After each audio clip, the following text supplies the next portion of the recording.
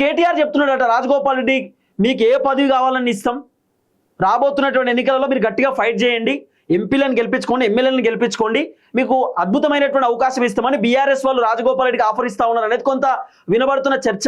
So Rajagopal Reddy ఆలోచన చేస్తుండట, మరి BRS పార్టీలో పోదామా, ఏం కథ, కాంగ్రెస్తోనే కంటిన్యూ అయిదామా, మరి కాంగ్రెస్ మంత్రి పదవి ఇస్తే మరి సైలెన్స్ అయిదామా, ఇలాంటి ఆలోచనతో రాజగోపాల్ రెడ్డి ఉన్నట్టుగా కూడా కొంత వినబడుతున్నటువంటి అంశం. కానీ రాజగోపాల్ రెడ్డికి ఎందుకో కాంగ్రెస్ నచ్చట్లేదు. నచ్చకపోవడానికి రకరకాల రీజన్స్ ఉన్నాయి. కాంగ్రెస్ పైన భయంకరమైన వ్యతిరేకత కూడా వచ్చింది.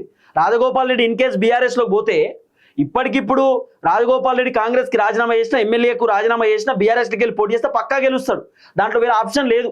ఎందుకంటే రాజగోపాల్ రెడ్డికి అంత మంచి పేరున్నది, మునుగోడులో సొంత పైసలతో అనేకమైనటువంటి కార్యక్రమాలు చేసిండు, స్కూళ్ళు కట్టిండు, రోడ్లు వేయించిండు, పిల్లలకు అనేక హెల్ప్ చేస్తున్నాడు, స్కాలర్షిప్లు, లేకపోతే చదువుకునేటటువంటి విద్యార్థినులకు రాజగోపాల్ రెడ్డి సొంత పైసలతోటి ఫీజులు కడుతున్నాడు.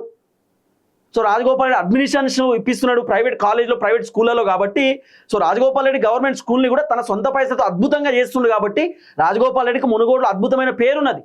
సో రాజగోపాల్ రెడ్డి బీఆర్ఎస్కి వెళ్ళి పోటీ చేసినా కూడా గెలిచేటటువంటి అవకాశాలు బలంగా ఉన్నాయి. కాబట్టి రాజగోపాల్ రెడ్డి మ్యాక్సిమం బీఆర్ఎస్ పార్టీలోకి చేరేటటువంటి అవకాశం ఉండొచ్చు అనేది కొంత వినబడుతున్న చర్చ. రీజన్ ఒకటే, రేవంత్ రెడ్డి మంత్రి పదవిని అడ్డుకుంటున్నాడు. ఇంకోటి, రాజగోపాల్ రెడ్డికి మాట ఇచ్చిన మాట తప్పిర్రు, రాజగోపాల్ రెడ్డికి నచ్చదు. రాజగోపాల్ రెడ్డి మాట ఇస్తే ఆ మాట మీద కట్టుబడి ఉంటాడు. కానీ కాంగ్రెస్ లేదు, కాంగ్రెస్ రాజగోపాల్ రెడ్డిని మోసం చేసిరు. కాబట్టి రాజగోపాల్ రెడ్డి ఎందుకో బీఆర్ఎస్లో చేరే అవకాశం ఉంది అనేది కొంత వినబడుతున్న చర్చ. పోతరా కూడా క్వశ్చన్ మార్క్, కానీ ఒక చర్చ అయితే వినబడుతున్నది. మ్యాక్సిమం రాజగోపాల్ రెడ్డి బీఆర్ఎస్ వైపు చూస్తున్నాడేమో అని, కేటీఆర్ కూడా రాజగోపాల్ రెడ్డితో మాట్లాడుతున్నారని, కేటీఆర్ కూడా రాజగోపాల్ రెడ్డికి ఆఫర్ ఇచ్చిండు అనేది కొంత వినబడుతున్నటువంటి చర్చ. సో రాజగోపాల్ రెడ్డి పోతరా పోడా అనేది ఒక పెద్ద క్వశ్చన్ మార్క్. ఎందుకంటే రాజగోపాల్ రెడ్డి కాంగ్రెస్ పార్టీ లాయలిస్టు, చాలా లాయల్గా పనిచేసేటటువంటి వ్యక్తి, ఆయన నీతిగా నిజాయితీగా ఉండేటటువంటి వ్యక్తి. రాజగోపాల్ రెడ్డి పైన చిన్న రిమార్క్ కూడా ఉండదు. రాజగోపాల్ రెడ్డి పలాని దందా చేసిండో, కబ్జా పెట్టిండో, లేకపోతే రాజగోపాల్ రెడ్డి ఏదో మైనింగ్ చేస్తుండో, ఇట్లా ఏమున్నది. ఆయన పైన అవినీతి ఆరోపణలు లేవు. మచ్చలైనటువంటి రాజకీయ నాయకుడు రాజగోపాల్ రెడ్డి. కాబట్టి సో రాజగోపాల్ రెడ్డి ఏ పార్టీలకు వెళ్ళి పోటీ చేసినా మ్యాక్సిమం గెలవచ్చు.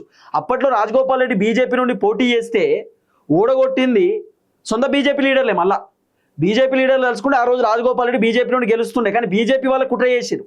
సో అట్లా రాజగోపాల్ రెడ్డి ఓడిపోయింది. ఇప్పుడు బీఆర్ఎస్లోకి వెళ్ళి పోటీ చేస్తే మ్యాక్సిమం గెలవచ్చు.